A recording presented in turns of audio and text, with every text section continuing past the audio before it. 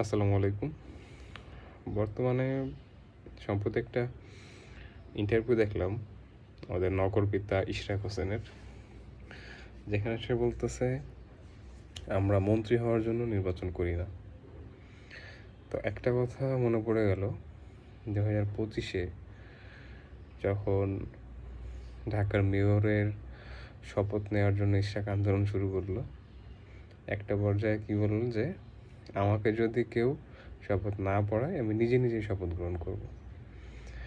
তাহলে যে লোকটা নিজে নিজে শপথ গ্রহণ করে ঢাকার নগরপিতা হইতে চায়, সে আবার বলে যে আমরা মন্ত্রী হওয়ার জন্য নির্বাচন করি না। মানে কি একটা অবস্থা! দিন দিন একটা জোকারে পরিণত হয়েছে এই ইশরাক। লাস্ট একটা কবরে ফুল দেওয়া, শ্রদ্ধা জানানো, এই বিষয়টা যখন কয়েকদিন আগে ভাইরাল হয়েছিল, ইশরাক যেমন ঠেলাঠালি করে সামনে আসলো, এটা ফানি ক্যারেক্টার ছাড়া আর কিছুই না।